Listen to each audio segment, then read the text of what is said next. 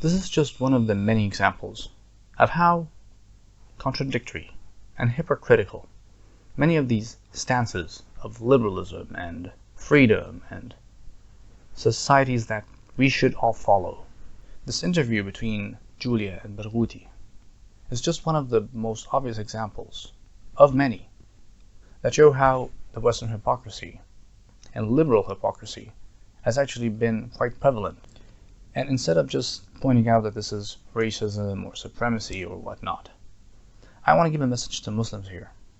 People like Mr. Barghouti and others who believe that somehow this is not a ideological difference that is severe, and somehow we can work within the system itself and taking on board these ideas and values as some way to help you through it with your problems as Muslims. Look, she says this. Have for the love of God let me finish a sentence, man. I don't, maybe you're not used to women talking, I don't know, but I'd like to finish a sentence, sir, anyway. Brilliant year, sorry to have been a woman speaking to you, but there you are, Dr. Mustafa Bugatti. She doesn't just insult him, she insults all Muslims and all Middle Easterners in general. She insults 1.8 billion people. Her and others like her, Piers Morgan, Sam Harris, Hein Hirsch Ali, and all these types of names, they just make sweeping generalizations. And it's about time that you start recognizing that you should hold dear to your own ideas. These people are never going to help you, and this humanistic way of dealing with your problems as Muslims and the problems of the world is not the best solution.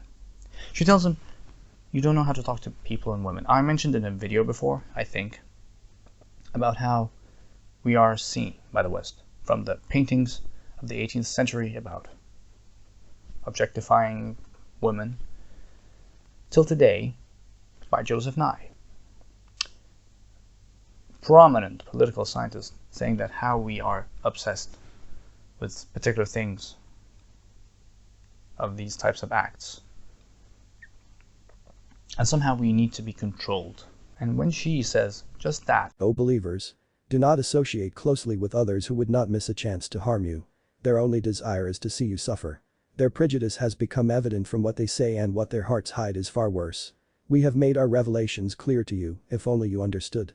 It's about time, as Muslims, to start recognizing where the faults really are, not following other people's ways, especially the ones doing the actions against us, as somehow it's going to be the solution way. That's not going to happen. And Bassem Youssef, for example, he's a liberalist, by the way. He's not a socialist. Why am I mentioning that? Because if you look around the world, socialists, alongside with Arabs and cultural Arabs and Muslims, are the ones with the Palestinian cause. But Bassem Youssef doesn't recognize that, and many, like Barghouti, don't recognize this contradiction. Take care.